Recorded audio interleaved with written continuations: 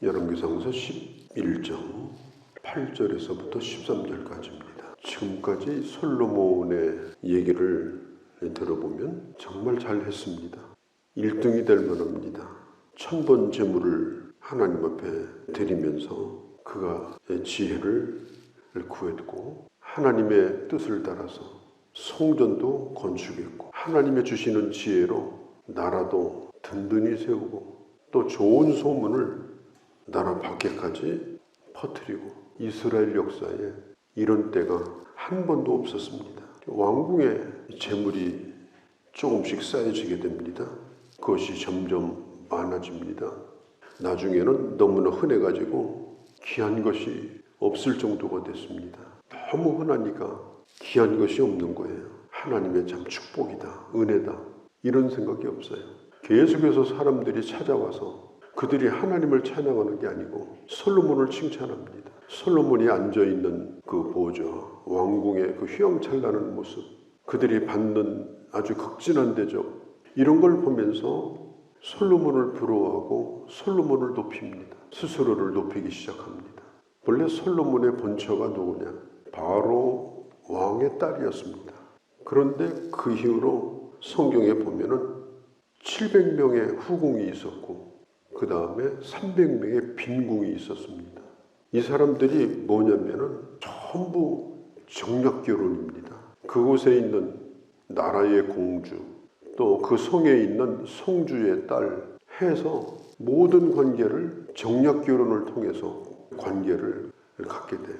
신명기서 17장에 보면 왕이 된 자는 말을 많이 두지 말고 또 아내를 많이 두지 말라. 이런 미혹에 빠지지 말라. 세상의 왕을 흉내내거나 따라가지 말라. 그런데 솔로몬은 완전히 세상의 왕처럼 지금 행동을 하고 있습니다.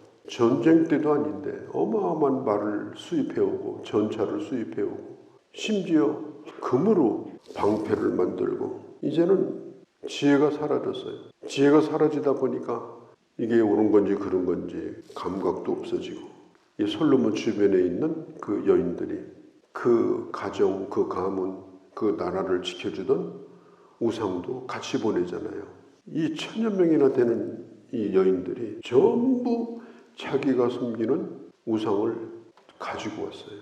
그걸 버리지 않고 그걸 지극정성으로 섬깁니다. 자기를 지켜달라고. 이렇게 하다 보니까 솔로몬의 이 왕궁이 완전히 이 종교 전시장이 됩니다. 수를 헤아릴 수 없는 우상들로 가득 찼습니다. 4절 이후에 보면은 솔로몬이 나이가 많을 때에 그의 여인들이 그의 마음을 돌려 다른 신을 따르게 하였다. 솔로몬의 지혜도 사라지고 나이도 들어서 총명도 기억력도 사라지고 분별력도 없어지고 그렇게 할 때에 솔로몬은 주변에 있는 여인들에게 영향을 받습니다. 그들이 가져온 우상을 솔로몬이 섬기는 건 아니에요. 그렇지만 그 우상도 인정해 줍니다. 솔로몬이 그걸 믿겠다는 건 아닙니다.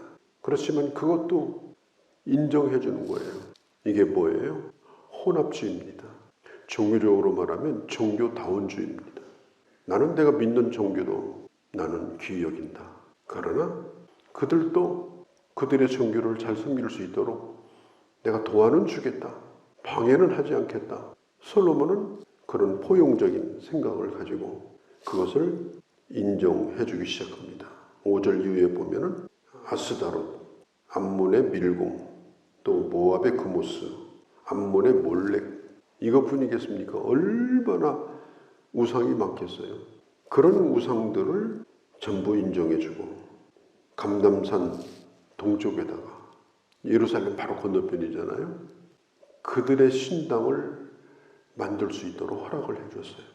마치 옛날 계룡산 골짜기에 어마어마한 수백 군데 신당이 있었습니다. 그거 똑같습니다. 이 감람산이 완전히 종교박물관이 됐어요. 그게 몇 년까지 그게 있었느냐? 300년 동안 그게 있었습니다. 누구도 그걸 손을 못 댔어요. 뭐든지 한번 만들어지면요, 그거 치우는 거 쉬운 일이 아닙니다. 히스기야 왕이 종교개혁을 단행할 때도 히스기야 왕이 그걸 손을 못 댔어요. 왜냐? 그걸 섬기는 사람들이 있었거든요. 그러다가 300년이 지난 다음에 요시야 왕 때 그걸 부술 수가 있었습니다. 그 300년 동안 이스라엘은 영적으로 완전히 타락했어요. 하나님을 믿는 나라가 아니라 종교 다원주의 사회가 되었습니다.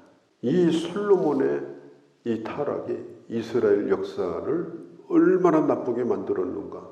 그의 분별력 없는 행동이 성경 6절에 보면 솔로몬이 악을 행하여 그의 아버지 다윗이 여호와를 온전히 따른 것 같이 아니하였다. 8절에 솔로몬은 산당을 세우고 심지어 거기 가서 분향도 했다. 오늘 요즘 우리 시대가 그렇습니다. 절대적인 것이라는 건 없다. 우리는 다 개성대로 산다. 신앙도 절대적 신앙은 없다. 그것은 고리타분한 보수다. 그렇게 얘기를 해요.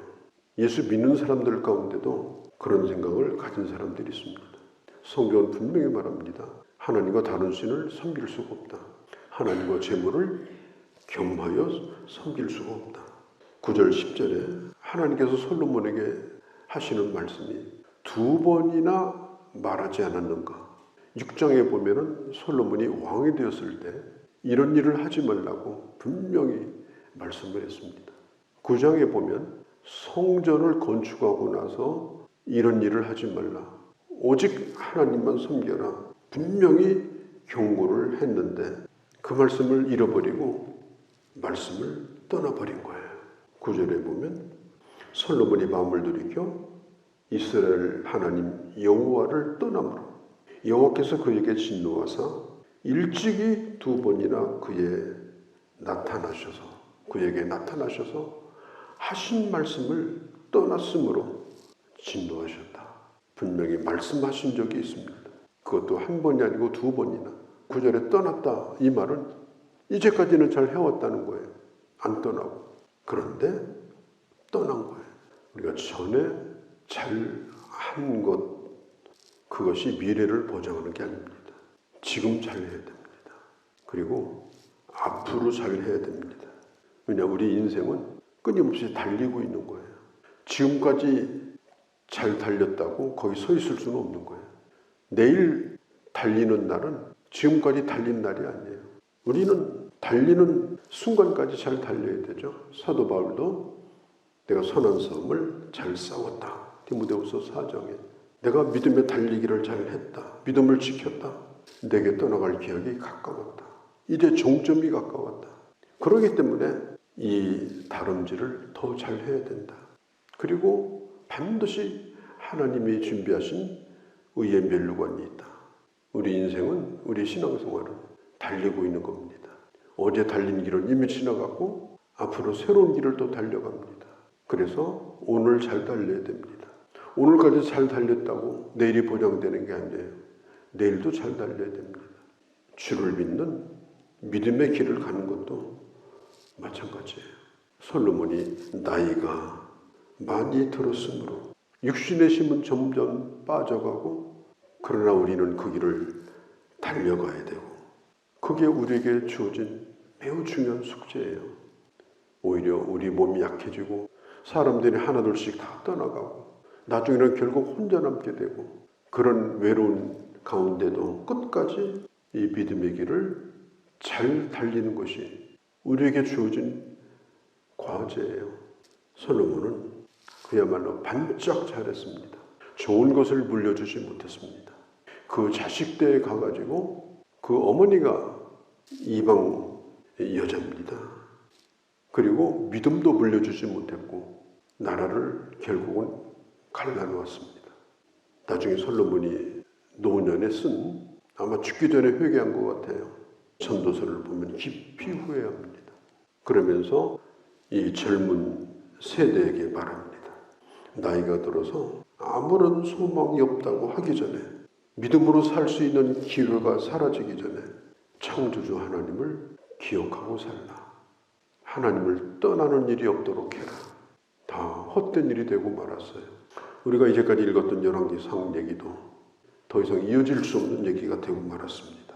우리가 한때 명성을 날리고 한때 돈 모으고 한때 젊음을 자랑하고 한때 잘한 적이 있고 물론 다 좋습니다마는 그러나 우리가 한 걸음 한 걸음 오늘 잘 가는 것이고 그 믿음의 길을 끝까지 잘 가는 것 이게 매우 중요한 것이다 하는 겁니다. 그래서 날마다 깨어서 충분히 기도해야 되고 날마다 깨어서 말씀 앞에 자기 자신을 성찰해야 되고 하나님께서 내게 맡겨준 일들을 숭성스러운 마음으로 잘 감당하고 마지막 하나님 앞에 설 때에 어떤 일을 잘했다 그것이 아니라 정말 너의 인생을 하나님의 사람으로 잘 살았다고 그렇게 칭찬받을 수 있는 그런 길을 걸어가는 또한 오늘 그런 날이 되어지기를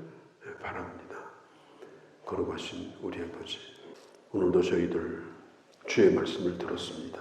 솔로몬이 나이가 들었으므로 이제는 그가 하나님을 믿는 사람인지조차 확인할 길도 없을 만큼 깊은 수렁에 빠졌고 그의 후대에게 좋은 것을 하나도 물려줄 수 없는 그런 존재가 되어버렸습니다.